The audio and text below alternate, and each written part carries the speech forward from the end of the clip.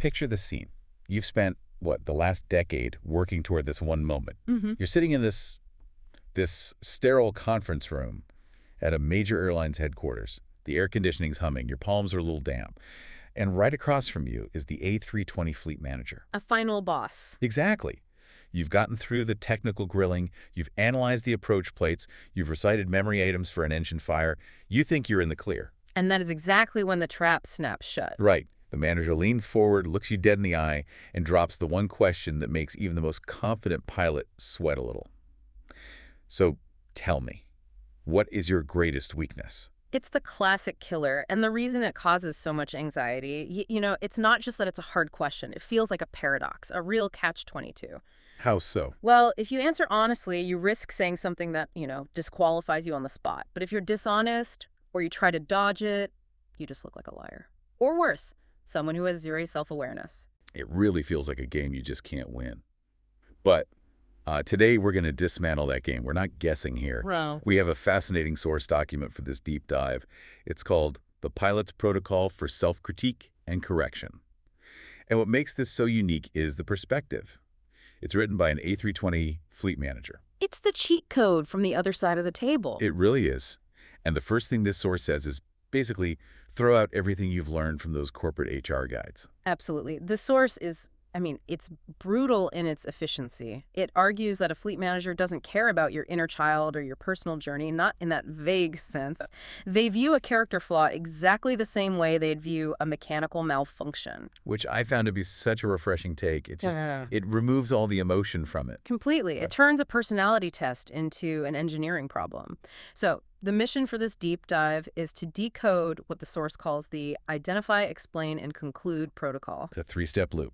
Exactly. A specific loop designed to prove you are safe to operate a $100 million aircraft. Before we dig into the steps, I want to touch on the mindset shift here. The source says, and I'm quoting here, "I am not looking for a confession of guilt." That really surprised me. Right. Because it feels like they want you to confess to a crime. Yeah. But this is critical. They are not looking for a confession. They are looking for a diagnostic. The text says they want to assess two things. Your ability to self-critique, can you even spot a fault in your own system? Okay. And your procedural discipline to fix it. Procedural discipline. That is such a pilot phrase. It is, but think about it. If a pilot can't identify a mistake they're making, well, they're dangerous.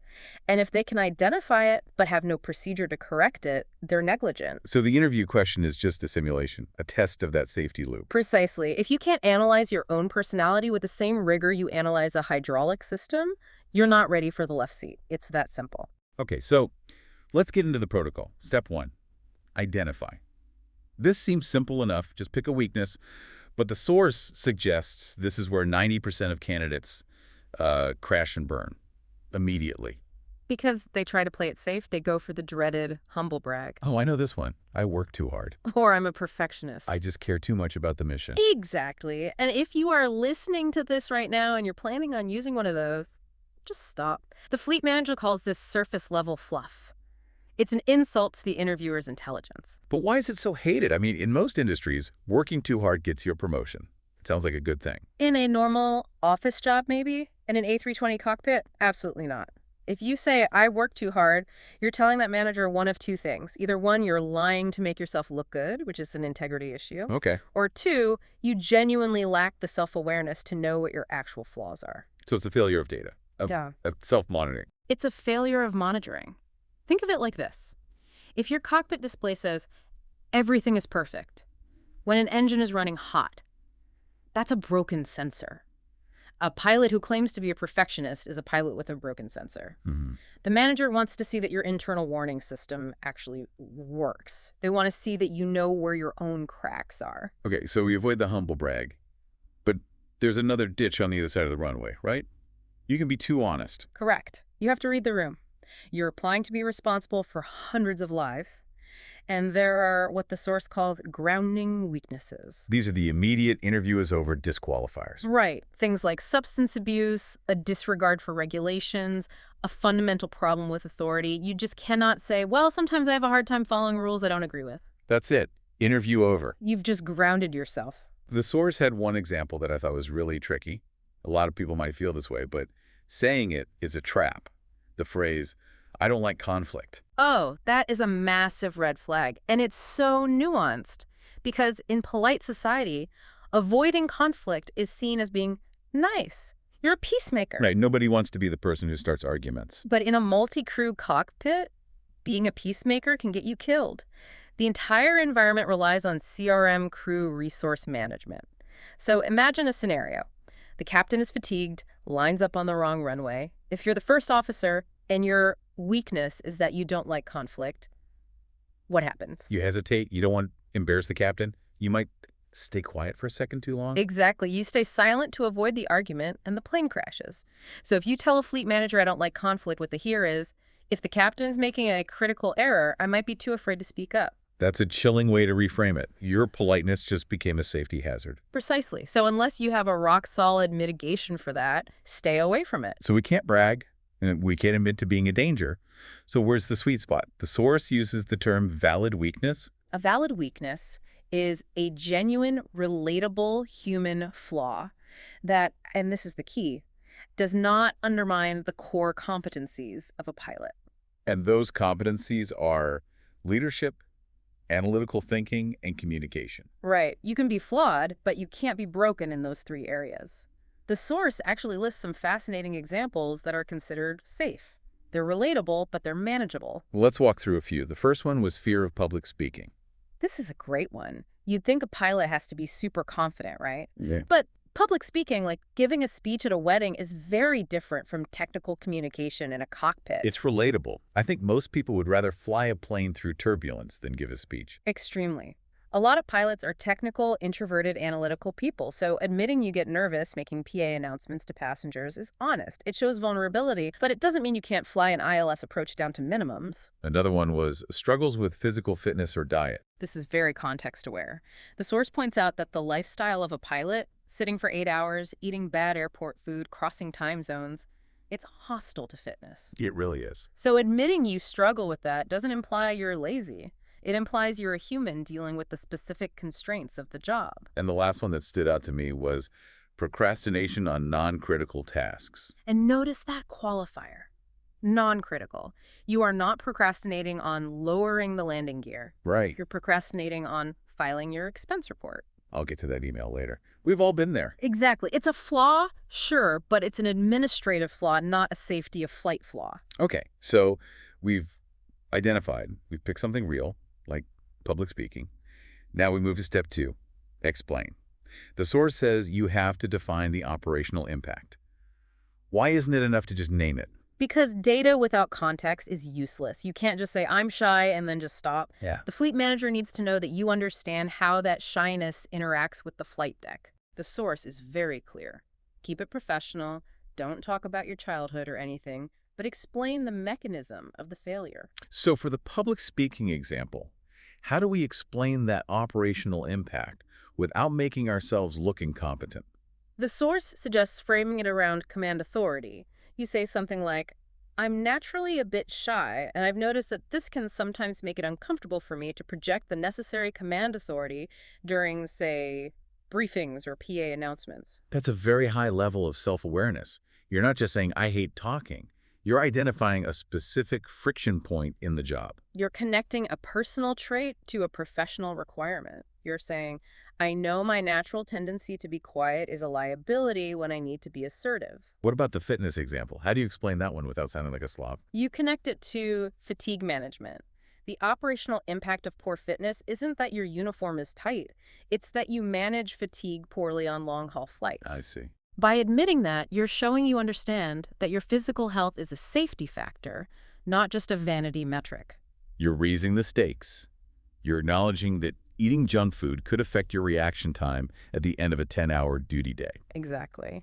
And then there's the work-life balance one. The source describes this as, juggling the job with family and occasionally dropping the ball on personal time. This one feels tricky. You don't want to sound like you're complaining about the schedule before you even get the job. True. The explain phase here needs to show that you prioritize the mission, maybe even to a fault. The operational impact is that you might burn out if you don't fix it. It shows you're dedicated, but you also recognize that burning out your personal life is not a sustainable strategy for a 30-year career. So we've identified the fault, we've explained how it affects operations.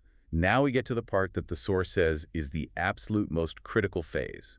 Step 3, conclude. Or, as I like to think of it, the fix. This is where the interview is won or lost. The source uses a brilliant analogy here, one that I think every pilot will get immediately. It says, just as we don't fly an aircraft with an open write-up without an MEL procedure, you cannot present a weakness without a plan to manage it. Okay, let's break that down for any non-pilots listening. What is an open write-up and an MLL? An open write-up is a known mechanical defect. Something is broken. Maybe a fuel pump is acting up or a display is flickering. You can't just take off with that warning light on and say, it'll probably be fine. That's illegal and incredibly dangerous. Right, you can't just ignore a blinking red light. So for that, we have the MEL, the minimum equipment list. This is a technical manual that tells you exactly what you have to do to fly safely despite that broken part. It's a set of compensations, a procedural workaround. Exactly. It might say, if this pump is broken, you can fly. But you must operate below 30,000 feet and you must monitor the fuel balance every 15 minutes. It's a procedure. I love that. So in the interview, the fleet manager is basically saying, okay, you've told me you have a broken part in your personality. You're shy. You're a procrastinator. Where is your MEL? What is your procedure to ensure this broken part doesn't kill us? It's not about curing the weakness. It's about managing it. Precisely. You might always be a shy person. You might always hate the treadmill. That's your personality. But do you have a system in place? You have to prove you have a system to ensure that weakness never, ever leaks into flight safety. So let's look at the personal MEL for that public speaking example. The source gives a specific script. It suggests saying something like, I realized my shyness could affect CRM. To mitigate this, I actively force myself to be more vocal during briefings, and I've even joined a speaking club to refine my command presence. I force myself. That's a powerful phrase. It sounds almost mechanical. It is. It admits the behavior isn't natural. It's work. It's procedural discipline. My feelings say stay quiet. My procedure says speak up. That is exactly what a fleet manager wants to hear. You're overriding your default setting for the safety of the flight. Okay, what about the fitness fix? Because I'm going to try harder is not a system. Trying harder is hope, and hope is not a strategy in aviation, no. The source suggests a specific regimen. I've implemented a strict meal prep regimen and a layover workout schedule to ensure I'm physically ready for duty. Meal prep and a schedule. Tangible, measurable actions. It turns a vague desire, I want to be fit, into an operational procedure. I pack my food. I work out on layovers. It's binary. Did you do it or not? That's engineering applied to your own body. And finally, the procrastination fix. This one really hit home for me because I think we all struggle with the boring admin stuff. And this is for the non-critical stuff. The face is great. The source suggests admitting you use a specific scheduling app to force compliance with deadlines. And then you add the killer line. Which is? I do this to ensure my paperwork is as precise as my flying. Ensuring my paperwork is as precise as my flying. That is so subtle, but so effective. It's brilliant, isn't it? You are subtly reinforcing that your flying is precise. You're telling them, look, I'm an ace in the cockpit, but I need a digital crutch to get my expense reports done on time. And that's acceptable, to admit you need a crutch like that. Absolutely. Pilots use autopilot, flight directors, checklists. We use tools to mitigate human limitations on every single flight. Using an app to mitigate your forgetfulness is just another form of automation management. It shows you know your limits and you use tools to bridge that gap. So when you put it all together, identify, explain, conclude, you're not really answering what's your weakness at all. You're answering how do you handle problems. And that brings us to the bottom line of the source. The fleet manager states it plainly. I want to see integrity and problem solving. Integrity because you admitted the fault without trying to hide it. And problem solving because you engineered a fix. You aren't just a candidate begging for a job. You're a professional engineer of your own behavior. You're demonstrating that you are safe to operate on their line because you don't leave things to chance. And the ultimate goal, the text says, is proving that your personal fault will never become a safety liability. That's the nightmare scenario for every fleet manager. They are entrusting you with an A320 and 180 souls. They need to know that when you're tired or stressed or shy or lazy, you have a safety net in place that stops those feelings from becoming an accident. It's really empowering when you think about it that way. You don't have to be perfect. No. You just have to be protected. Which is true of the aircraft, and it's true of the pilot. The aircraft has backups for its backups.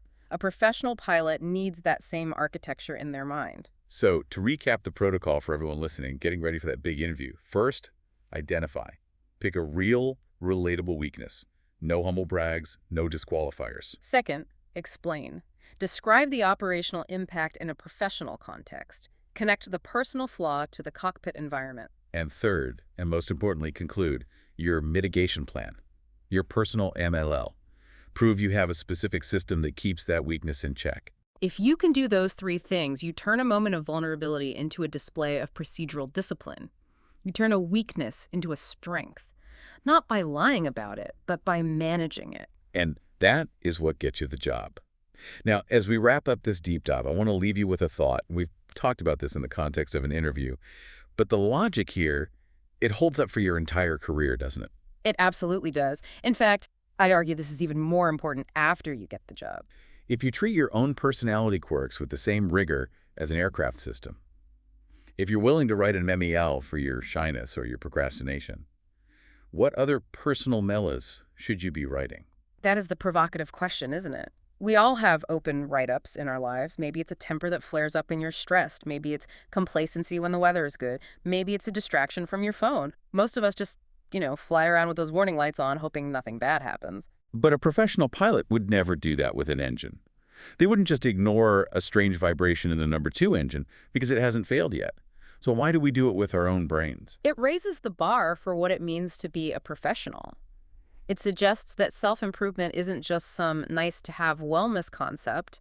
It's a safety procedure. It's a required part of the uniform. Something to think about before you step into that interview room or onto the flight deck.